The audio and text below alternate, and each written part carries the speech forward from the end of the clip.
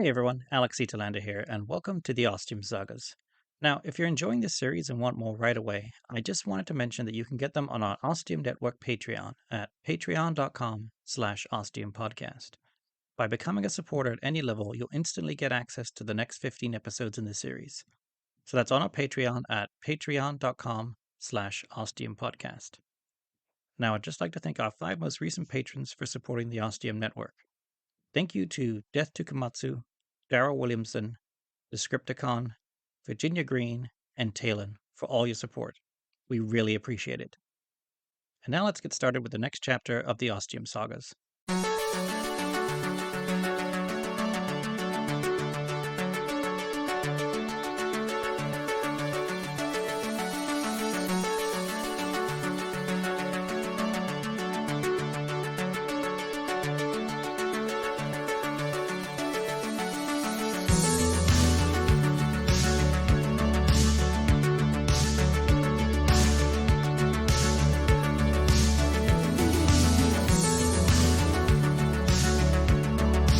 The Ostium Sagas.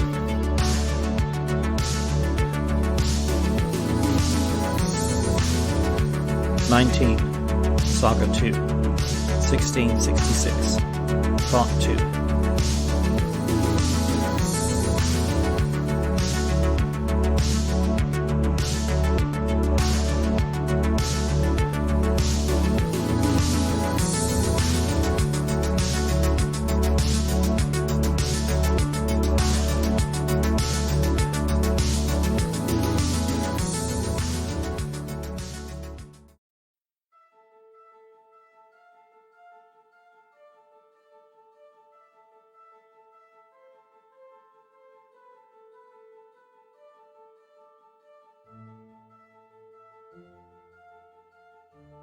They wouldn't tell me a thing until I signed this tight NDA.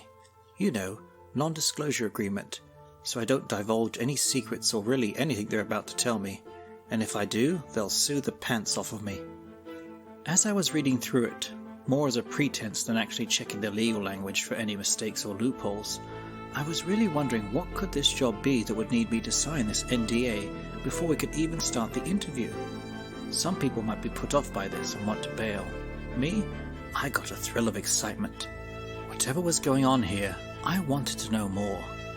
After it felt like enough time had passed, I signed the damn thing and pushed the datapad back over to the person on the other side of the table.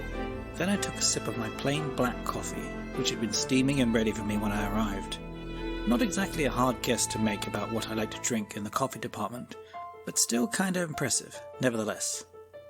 And then I listened to one of the most incredible stories of my life. At least up to that point.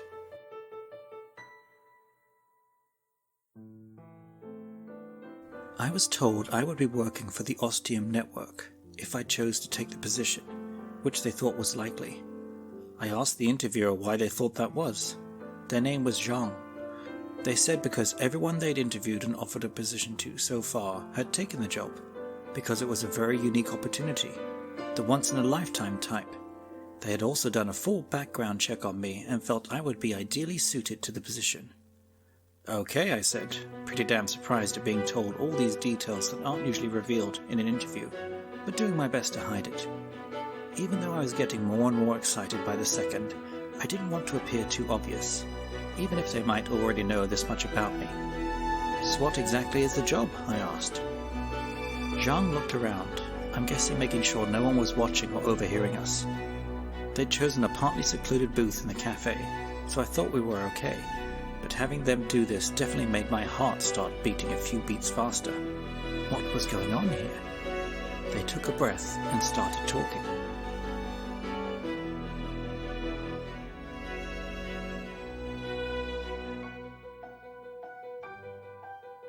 Not many people know about the Ostium Network. It is a very secretive corporate entity that was started by a very rich man who also chooses to remain anonymous at all costs. It is possible, once I started working for the Ostium Network, that I might one day meet him, but it was extremely unlikely. Few have. I asked Zhang if they had ever met him. They paused for a long 10 seconds, then said, yes, they had. But I should not ask them for details, they would be giving nothing away. The Ostium Network specialized in studying historical sites all over the globe and covering all periods. If it was in the past, the Ostium Network was interested. What made them unique over other academic institutions was the novel technology they used when accessing these sites. Nothing like it had ever been used before, and it afforded a large amount of data, context, and detail that either usually wasn't available at these sites, or was only after decades of study and research. Zhang said with this technology, findings were made within days that would usually take years. At this point, I was ready to sign any contract they put in front of me and get started. I couldn't wait to see what this technology was and to start using it at one of these sites. The thought of finding something completely new that had never been discovered before was, well, only in my dreams, shall we say. But I took a deep breath and hid it by drinking more of my coffee, which I hadn't touched since Zhang started talking. Then I asked why they thought I would be a good researcher for the Ostium Network. As the words came out of my mouth, I dreaded that I'd just made a terrible mistake. You're supposed to sell yourself in an interview, right? Make yourself look better than you really are, or at least the best version of yourself that you can be. But Zhang quickly answered, perhaps sensing my consternation, saying that it was a very insightful question and an important one. I should know why it was that the Ostium Network was particularly interested in me before I was offered a position and signed any contract. They said that the Ostium Network knew of my extreme passion and love for history, as my own history had shown. They then waited for me to react to this little joke they'd just made. I was so hooked on their words I didn't realize they'd made a joke, and then replayed the words in my head and snorted. It was pretty amusing. After hearing my reaction, they continued on. It was a little odd, and under different circumstances I might have thought it pretty strange with how they had waited for me to laugh at the joke. Almost made it seem mechanical. But as I said, I was aching to hear more and didn't care at that point. It was my interest in a wide breadth of history that particularly interested them. Usually as people advanced academically, pursuing further degrees, they tended to specialize, and so it was expected that a scholar of history, like myself, would specialize in a particular area or period of history. But I had not. I had remained open to all history, essentially. I seemed to have only one prerequisite. So long as it happened in the past, had already happened, I was interested.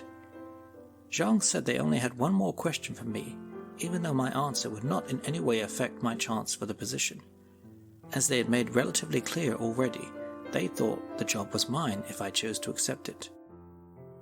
The question was, why was I so open to studying all eras and times of history?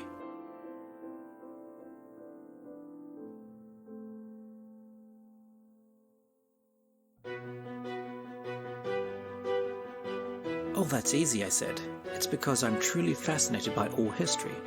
I marvel at the way the human mind works, the human condition, and how people go about their daily lives no matter their position or economic level, and no matter if it is from 10 years ago, 100, 1,000, 10,000.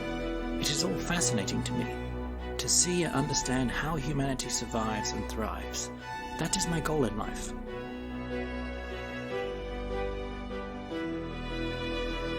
By the time I'd finished my cold cup of coffee, I'd accepted the position with the Ostium Network.